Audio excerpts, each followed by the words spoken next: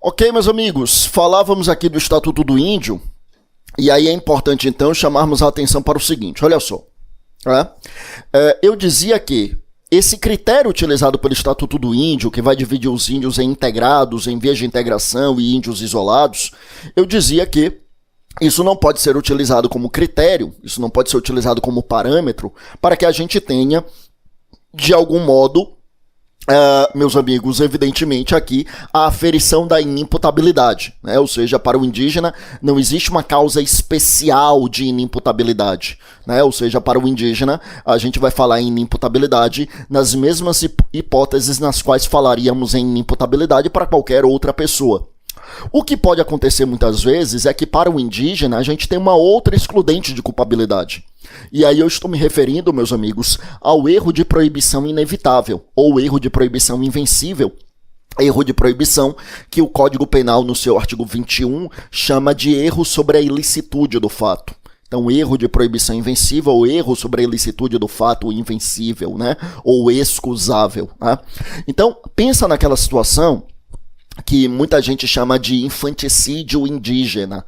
Cuidado com essa expressão.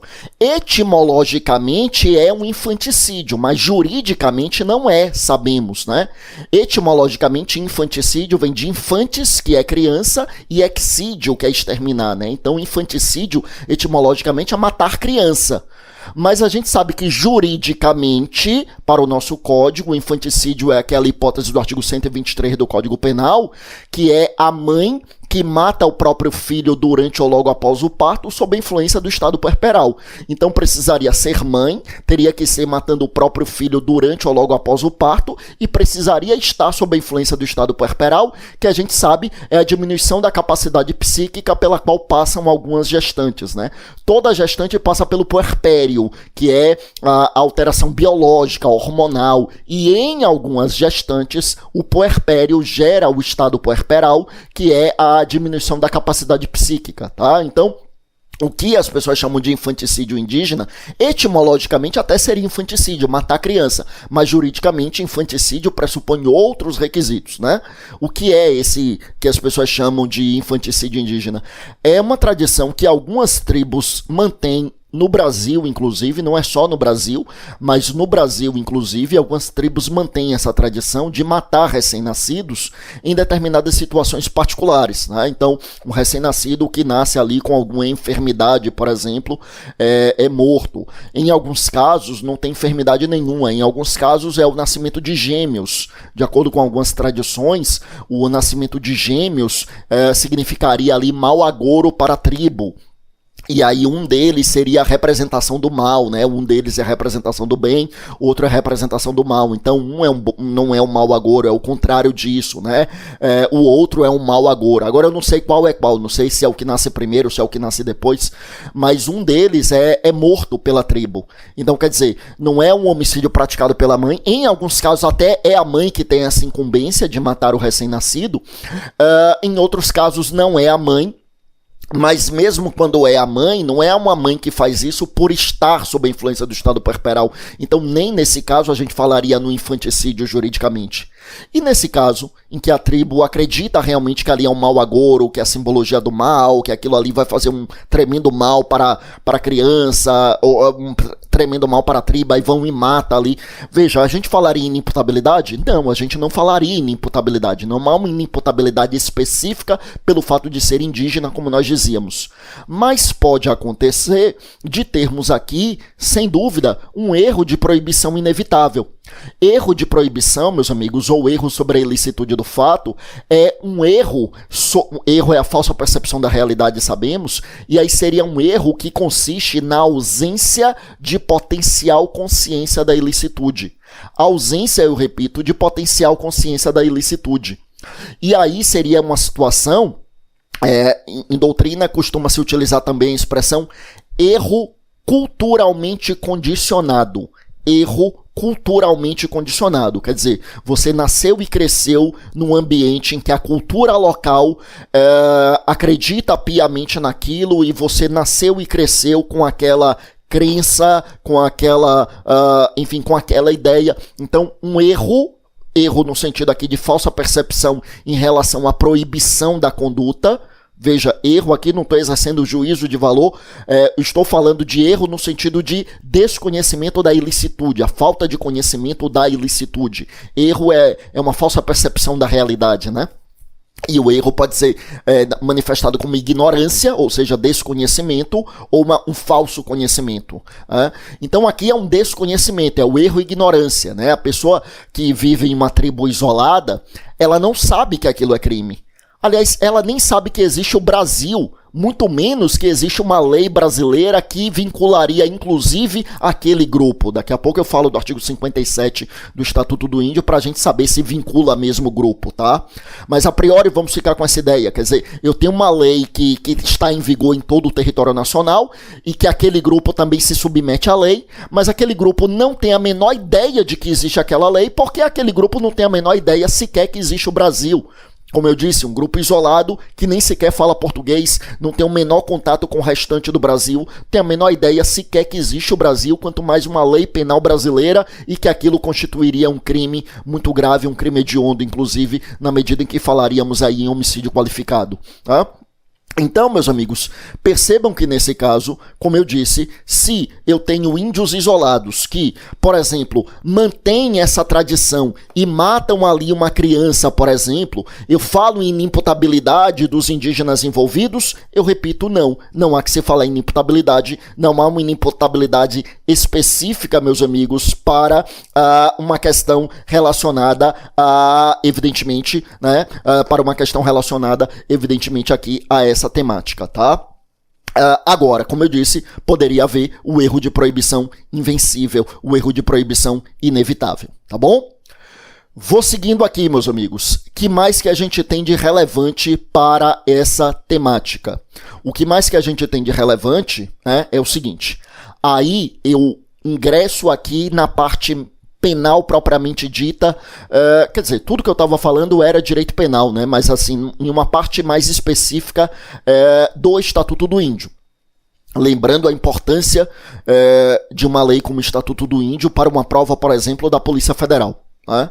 Prova delegado da Polícia Federal, extremamente importante, né? Porque, como eu disse, é uma lei muito pequena, a gente já está acabando aqui o Estatuto do Índio, a gente já vai falar do artigo 58, que é muito pequeno, o artigo 59 é menor ainda, né? Então, assim, não dá para perder questão sobre o Estatuto do Índio na sua prova, tá?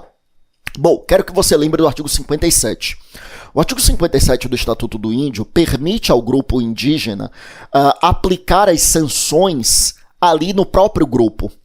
Se houve um ilícito praticado ali por um membro do grupo, o próprio grupo poderia ali aplicar a sanção, desde que nessa sanção não se aplique pena de morte ou outra pena que viole os direitos humanos.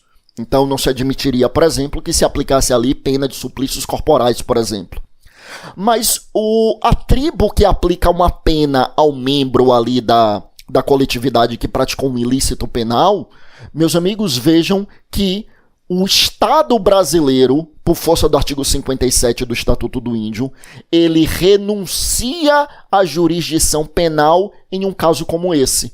O Estado brasileiro não vai punir o membro do grupo que já foi punido pelo próprio grupo. Como eu disse, isso é curioso, porque é o Estado brasileiro renunciando à jurisdição penal naquele caso. O sujeito, eu repito, membro do grupo cometeu um ilícito. Eu não estou falando dessa hipótese em que mataram a criança, porque ali, para o grupo, não é um ilícito. Para o grupo, não é um ilícito. No exemplo que eu trazia. Mas imagine um membro do grupo que agrediu uma outra pessoa, cometendo, para a lei brasileira, um crime de lesão corporal, mas para o grupo aquilo também é um ilícito, e o grupo aplica uma sanção ao membro do grupo. Veja que pelo artigo 57 do Estatuto do Índio, o Estado brasileiro já não puniria aquele membro do grupo que já foi punido pelo próprio grupo, desde que, obviamente, não seja pena de morte, não seja pena que viole direitos humanos, porque aí o Estado brasileiro iria intervir e não admitiria a aplicação dessa pena, tá? Mas fora isso, o Estado brasileiro abdica da jurisdição penal, abdica de punir aquele infrator, porque permite que a infração seja sancionada pelo próprio grupo étnico. Há quem questione a constitucionalidade desse dispositivo, há quem questione se ele efetivamente foi recepcionado pela Constituição de 88, Porque a Constituição de 88, a gente sabe, no artigo 5º, inciso 35, ele traz o princípio da inafastabilidade da jurisdição, dizendo que nenhuma lesão ou ameaça de lesão a direito será excluída da apreciação do judiciário. Então há quem entenda que esse dispositivo, ao renunciar à jurisdição penal brasileira, não teria sido recepcionado pela Constituição de 88. Particularmente, eu adiro a esse entendimento, mas é importante que você entenda que ele é minoritário. Não é um tema que foi ainda decidido pelas instâncias superiores do judiciário, então o debate é realmente doutrinário. E doutrinariamente a maioria entende que esse dispositivo do Estatuto do Índio continua válido, ou seja, que ele foi recepcionado pela Constituição de 88, tá bom? Dito isto, eu coloco aqui na tela o artigo 58 do Estatuto do Índio, que nos traz, meus amigos, em 3 incisos, 3 condutas criminosas distintas. Veja que aqui eu estou no Estatuto do Índio. Aqui nós estamos falando, meus amigos, de questão relacionada, então, ao Estatuto do Índio e particularmente aos crimes contra os índios. Sim, no artigo 58 nós temos aqui crimes contra os índios. Crimes contra os índios, tá? Veja que o artigo 58, então, ele vem e diz assim: constituem crimes contra os índios e a cultura indígena, 2 pontos. Então, como eu dizia, chamo sua atenção para o fato de que o Estatuto do Índio realmente utiliza a expressão índio, embora a Constituição tenha optado pela expressão indígena. Mas vamos lá, olha só. Aí o inciso de número 1 diz assim: a conduta de escarnecer de cerimônia, rito, uso, costume ou tradição culturais indígenas, vilipendiá-los ou perturbar de qualquer modo a sua prática, pena detenção de 1 a 3 meses. Então percebam, escarnecer de cerimônia, rito, uso, costume ou tradição culturais indígenas, vilipendiá-los ou perturbar de qualquer modo a sua prática. Então imagina você, alguém fazendo chacota com essa tradição indígena, né? Com a cultura, com o ritual, com uma cerimônia. Né? Então vejam você que isso constitui crime. Vamos imaginar que alguém pega um vídeo na internet com a filmagem ali de um ritual indígena e faz uma montagem escarnecendo daquilo, né? Escarnecer é de algum modo ali tripudiar, é de algum modo ali realmente fazer chacota, fazer as chamadas, para utilizar uma linguagem bem coloquial, fazer as chamadas piadas de mau gosto. Isso, meus amigos, constitui crime previsto aqui no Estatuto do Índio, como a gente está percebendo. Evidentemente, você percebe que é um crime com a pena muito baixa, né? Um crime aqui com a pena muito baixa, um crime com a pena de detenção de 1 a 3 meses. Pena muito baixa, você que está estudando direito penal e processo penal sabe muito bem. Não é porque eu estou considerando passar 3 meses no nosso sistema carcerário pouca coisa. Não é isso. É porque você que está estudando direito penal e processo penal sabe muito bem que uma pena de detenção de 1 a 3 meses, a probabilidade dessa pessoa efetivamente ser presa é absolutamente remota. Veja que aqui é uma infração de menor potencial ofensivo, já que a pena máxima não ultrapassa 2 anos, né? Ao contrário, é de apenas 3 meses. E sendo infração de menor potencial ofensivo, veja que aqui caberia a transação penal. Veja que aqui, por ser um crime sem violência ou grave ameaça e com pena mínima inferior a 4 anos, veja que caberia o acordo de não persecução penal. Veja que caberia, né, caso inicie-se um processo criminal, veja que como a pena mínima não ultrapassa 1 ano, é de apenas 1 mês, veja que caberia a suspensão condicional do processo. Então veja, cabe transação penal, acordo de não persecução penal, suspensão condicional do processo, todos esses são institutos despenalizadores. Não cabe composição civil dos danos, que é um outro instituto despenalizador, mas que não se aplica para crime de ação penal pública incondicionada, como nesse caso aqui. Né? Mas vejam que cabe 3 institutos despenalizadores. E ainda que no caso concreto não caiba nenhum, porque, por exemplo, o sujeito não aceitou, ou porque no caso concreto ele não preenchia algum outro requisito, veja que ainda assim, com essa pena, muito provavelmente o juiz irá substituir a pena privativa de liberdade pela pena restritiva de direitos. porque essa substituição é cabível em casos como este, em que eu tenho um crime doloso, meus amigos, e é plenamente cabível essa substituição, né, aqui em caso de crime doloso, quando a gente tem crime sem violência ou grave ameaça, como é o caso aqui, e a pena é até 4 anos, né? A pena é efetivamente aplicada até 4 anos. Aqui com uma pena máxima de 3 meses, então realmente a probabilidade de alguém ser preso efetivamente por esse crime é totalmente remota, né? Mas é importante que a gente lembre da existência desse crime aqui. Veja comigo no inciso de número 2, como eu disse, cada um dos incisos tem uma conduta criminosa diferente. O inciso de número 2, ele traz aí o crime de utilizar o índio ou comunidade indígena como objeto de propaganda turística ou de exibição para fins lucrativos. Pena de detenção de 2 a 6 meses. Então, utilizar o índio ou a comunidade indígena como objeto de propaganda turística ou de exibição para fins lucrativos. Pena de detenção de 2 a 6 meses. Meus amigos, vejam só o que é que nós temos aqui em relação a essa temática. Tá? O que é que nós temos aqui em relação a essa temática? O que nós temos aqui sobre essa temática é muito importante, então, estabelecermos aqui o seguinte, veja só.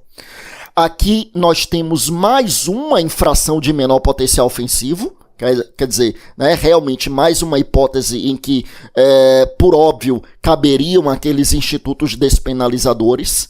Então, a probabilidade de imposição de uma pena de prisão aqui, meus amigos, é realmente muito remota, né? A probabilidade é realmente muito remota. As penas aqui realmente são baixas, tá? Claro que tem a sua importância na prática e, evidentemente, tem a sua importância. Claro que o que nos interessa no momento aqui é o concurso, né? Então, tem a sua importância na prática e, claro, tem a sua importância no concurso e é por isso que nós estamos analisando, tá? Bom, e aí vem o inciso de número 3. Vem aí, então, meus amigos, o inciso de número 3. No que se refere aqui ao inciso de número 3, meus amigos, vejam só, diz aí, propiciar por qualquer meio a aquisição, o uso e a disseminação de bebidas alcoólicas nos grupos tribais ou entre índios não integrados.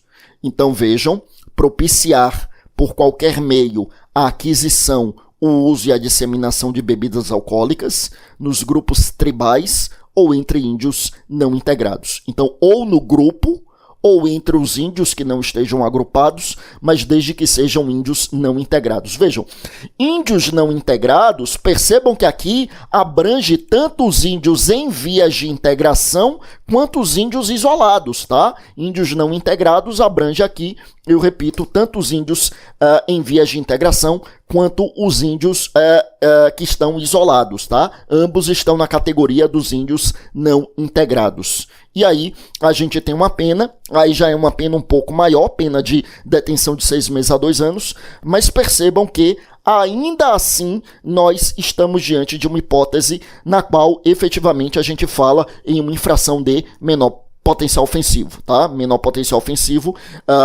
e justamente por isso temos aqui menor potencial ofensivo e claro que caberiam aqui os institutos despenalizadores que nós já mencionamos também, tá? Ou seja, a transação penal, o acordo de não persecução penal, suspensão condicional do processo, pelas penas previstas, nós teríamos tudo isso. A probabilidade de haver uma condenação é muito remota por conta da existência dos institutos despenalizadores, tá? Mas, evidentemente, é importante chamarmos a atenção para o fato de que pode ser que eles sejam condenados. E aí vai haver a dosimetria da pena. Na dosimetria da pena é importante lembrar que o próprio Estatuto do Índio, no seu artigo 56, diz que para a dosimetria da pena deve-se levar em consideração o grau de integração dos indígenas, quer dizer, o grau de integração da vítima, né? Ou seja, quanto menos integrado, mais reprovável a conduta do criminoso, dentro daqueles parâmetros que a gente trouxe, né? Que é o parâmetro do Estatuto do Índio, o índio integrado em vias de integração e o índio isolado. Então, quanto mais integrado, menor a reprovabilidade do criminoso. Quanto menos integrado, maior a reprovabilidade do criminoso, e isso deve ser levado em consideração pelo juiz na dosimetria da pena, tá? Então, muito importante, então, atentarmos para essas questões. Bom, nesse caso aqui, no que se refere ao elemento subjetivo, todos os crimes aqui só admitem modalidade dolosa, esses crimes não admitem modalidade culposa. Vale lembrar que aqui vigora a regra geral lá do artigo 18 do Código Penal. O artigo 18 do Código Penal nos traz a regra da excepcionalidade do crime culposo, ou seja, o crime só existe na modalidade culposa se a lei assim dispuser expressamente. Aqui a lei não dispôs nesse sentido, a lei não previu modalidade culposa, então esses crimes só existem realmente na sua modalidade dolosa. A depender do caso, pode ser que tenha a exigência de um dolo específico. Veja, por exemplo, no inciso de número 2, a expressão para fins lucrativos, tá? Dolo específico, meus amigos, é uma especial finalidade no agir. É quando, para que haja o crime, nós temos a prática de uma conduta objetivando uma finalidade específica. Essa expressão, por exemplo, para fins lucrativos, é um exemplo emblemático de elemento subjetivo específico, porque é um exemplo realmente em que a gente tem uma hipótese de uma conduta, né, que é praticada objetivando uma finalidade específica, a finalidade lucrativa, tá? Então a gente teria aqui a finalidade lucrativa sem dúvida nenhuma, tá? Bom, o que mais, meus amigos, que a gente tem em relação a essa temática? O que mais que a gente tem em relação a essa temática é o seguinte. Então, em relação ao elemento subjetivo é isso. Em relação à ação penal, lembre que a ação penal aqui é pública incondicionada, então, né, não depende aqui de representação do ofendido, de requisição do ministro da Justiça, é pública incondicionada, conforme a gente dizia. Lembre o que a gente falou no começo sobre a competência da Justiça Federal, né? No primeiro bloco a gente trouxe essa questão, saber se envolve ou não disputa sobre direitos indígenas. Envolvendo disputa sobre direitos indígenas, que é o que acontece aqui, então nós temos a competência da Justiça Federal. Vejam que aqui nós estamos falando de crimes contra os índios e que envolvem interesse coletivo, né? Quer dizer, os direitos indígenas de um modo geral. E por isso, por força do artigo 109, inciso 11 da Constituição, realmente nós teríamos aqui um crime de competência da Justiça Federal. Lembrando que, se fosse um interesse meramente individual do indígena, aí a competência seria da Justiça Estadual, nos termos da súmula 140 do Superior Tribunal de Justiça. Tá bom? Aí veja comigo aqui o parágrafo do artigo 58 e o artigo 59. O parágrafo único do artigo 58, ele vem e diz assim, olha só. As penas estatuídas neste artigo são agravadas de 1/3 quando o crime for praticado por funcionário ou empregado do órgão de assistência ao índio. Tá, eu quero que você tenha cuidado com essa expressão que eu vou destacar aí na tela, ó. A expressão agravada. Por quê? Ele fala em agravada em 1/3. Meus amigos, é que nossa lei é de 73, tá? O Estatuto do Índio é de 73. O Estatuto do Índio, portanto, ele é anterior à reforma do Código Penal que ocorreu em 84. O Código Penal teve toda a parte geral alterada em 1984, pela Lei 7.209, que é de 11 de julho de 84. Então, é com essa lei de 84, com a nova parte geral em 84, que nós passamos a ter o critério trifásico de aplicação da pena. Então, na primeira fase, analisa-se as circunstâncias judiciais do artigo 59 do Código Penal. Depois, na segunda fase, as agravantes e atenuantes, que estão lá no Código Penal, né? Agravantes no artigo 61 e 62 e atenuantes nos artigos 65 e 66. E depois, a gente analisa as causas de aumento ou diminuição, que é onde a gente tem esses patamares de aumento ou diminuição. 1/3, metade, 2/3, tá? Ou seja, aqui, na verdade, embora o parágrafo único fale em pena agravada, mas tecnicamente, desde 84, não é mais agravada, é majorada. Por quê? Esse aumento de até 1/3 não é uma agravante, ela é uma causa de aumento de pena. Causa de aumento de pena é também chamada de majorante. Então, cuidado, embora a lei fale em pena agravada, eu repito, aqui não é uma agravante, aqui é uma majorante, né? Ou seja, o juiz vai valorar na terceira fase da dosimetria da pena.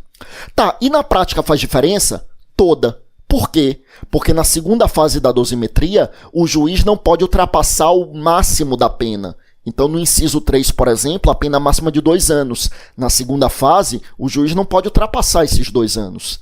Na terceira fase, que é a fase definitiva, sim, com a causa de aumento de pena, a pena pode ficar acima de 2 anos. Veja, por exemplo, que aqui, se o crime for do inciso de número 3, pena máxima de 2 anos, e incidir a causa de aumento de 1/3, veja que deixa de ser infração de menor potencial ofensivo. Sim, porque para saber se é infração de menor potencial ofensivo, tem que ser pena máxima até 2 anos, e nesse cômputo eu tenho que levar em consideração as causas de aumento de pena. Se aqui fosse uma mera agravante, eu não levaria em consideração, mas sendo uma causa de aumento de pena, ela precisa ser levada em consideração sim. Então cuidado, porque o Estatuto do Índio utiliza a expressão agravada, mas não é uma agravante, né? Desde a reforma do Código Penal de 84, que a gente não tem mais aqui como uma agravante, aqui é uma majorante, tá? Bom, e só para a gente fechar aqui, meus amigos, olha só, fechar esse bloco e fechar também o Estatuto do Índio, eu disse que era uma lei bem pequena, veja aqui no artigo 59, então a gente tem assim: no caso de crime contra a pessoa, o patrimônio ou os costumes em que o ofendido seja índio não integrado ou comunidade indígena, a pena será agravada de 1/3. A mesma coisa que eu falei sobre o parágrafo único vale aqui também. Embora se utilize a expressão agravada, aqui é uma causa de aumento de pena. Só quero chamar sua atenção para o fato de que, em primeiro lugar, veja que aqui se fala em crime contra a pessoa. Crime contra a pessoa, no Código Penal, abrange várias modalidades de crime, né? O crime contra a pessoa vai do artigo 121 até o artigo 154A.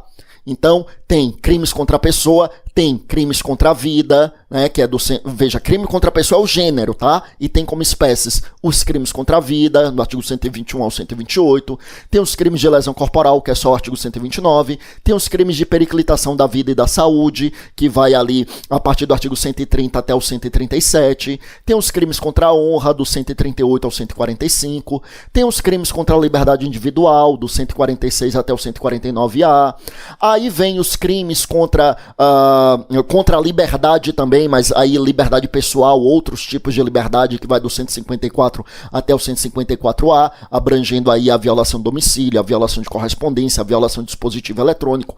Então, a gente tem aí, dentro de crimes contra a pessoa, a gente tem vários tipos de crimes diferentes, tá? Aí depois vem aí também o crime contra o patrimônio, que no Código Penal é do 155, que é o furto, até o artigo 180, que é a receptação. Depois tem o 181, 2 e 3, que são as disposições finais sobre esse título. Mas, enfim, crime contra o patrimônio, então furto, roubo, estelionato, extorsão mediante sequestro, apropriação indébita, né, todos aqueles crimes de receptação. Aí veja que ainda se fala em crimes contra os costumes. Crimes contra os costumes, desde o advento da Lei 12.015 de agosto de 2009, passaram a ser crimes contra a dignidade sexual. Então, crimes contra os costumes, hoje são chamados de crimes contra a dignidade sexual. Começa lá no artigo 213, com o crime de estupro. Aí tem o estupro de vulnerável, violação sexual mediante fraude, assédio sexual, etc, etc, etc, tá? Então, muito importante toda essa temática aqui. Com isso, meus amigos, vejam, a gente encerra toda a parte penal do Estatuto do Índio, toda a parte que pode cair na sua prova aí, de legislação penal especial sobre Estatuto do Índio.